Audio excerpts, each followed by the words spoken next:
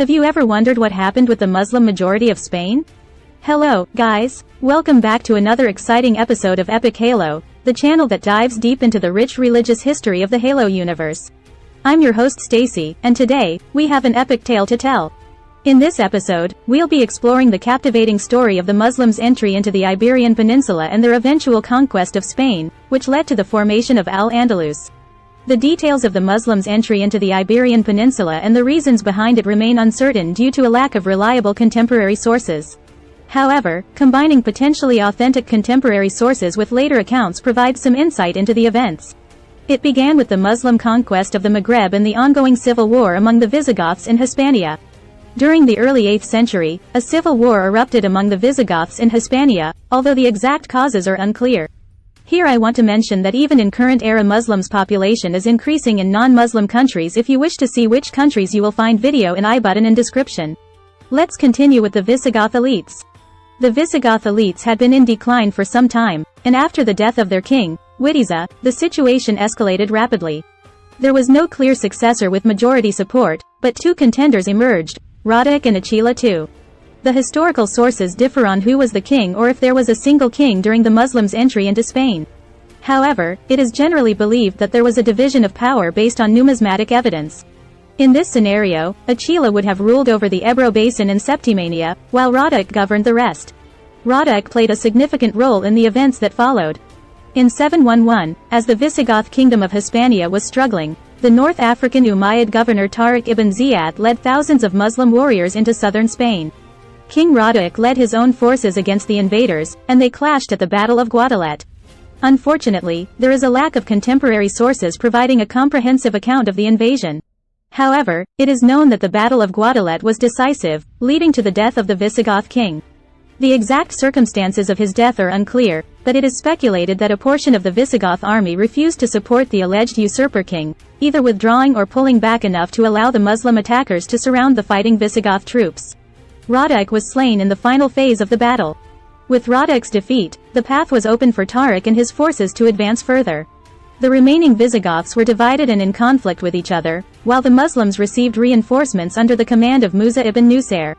Within a few years, except for a small region on the northern border, the Umayyads had seized control of the entire Iberian Peninsula. They established a new administration known as Al-Andalus. Despite significant religious and cultural differences between the conquerors and the conquered, many Visigoth elites, who were not deeply invested in supporting their kingdom, were willing to do whatever was necessary to protect their own power. Agreements were made between the Umayyads and Visigoths, ensuring a relatively consistent life for the Christian subjects under Muslim rule. Over time, many local Christians converted to Islam, although the exact number is unknown.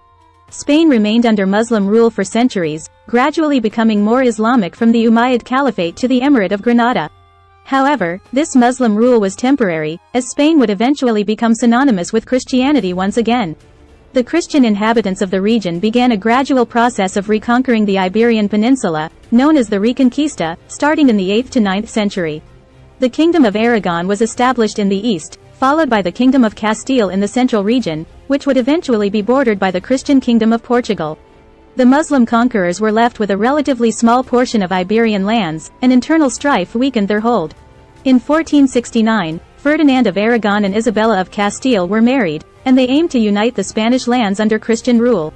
They obtained Pope Sixtus IV's support, designating the planned invasion as a crusade. The Catholic monarchs laid siege to the Muslim resistance, and on January 2, 1492, the Sultan of the Emirate of Granada, Muhammad XII, surrendered his land to the Christian kingdoms. Thus, Al-Andalus ceased to exist.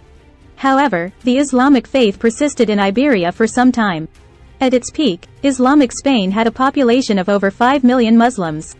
Although the number had significantly declined by the fall of the Emirate of Granada, there were still at least 500,000 Muslims in Al-Andalus.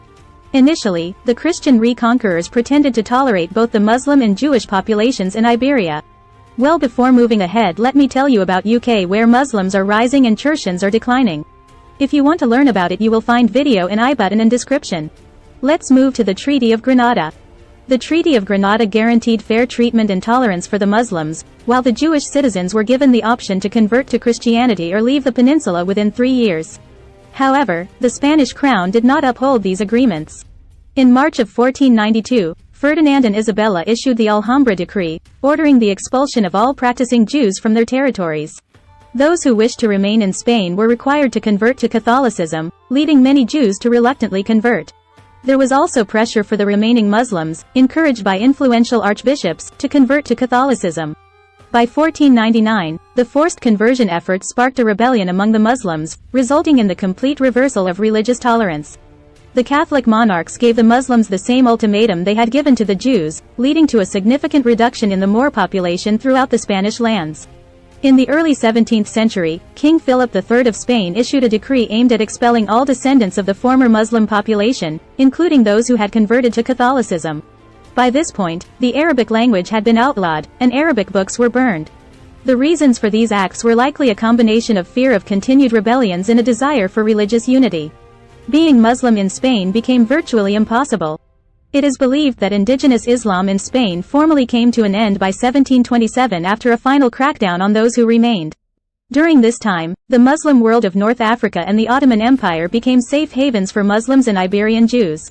Many from both faiths fled to these lands instead of staying on the Iberian Peninsula, where they faced persecution.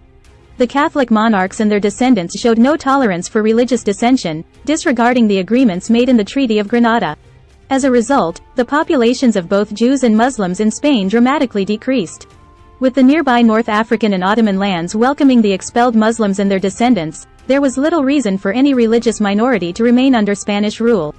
Ultimately, the expelled Muslims and their descendants found refuge in North Africa and the Ottoman lands, leaving Spain behind. That concludes our journey into the captivating history of the Muslims' entry into the Iberian Peninsula and their subsequent presence in Al-Andalus. Thank you for joining us on Epic Halo.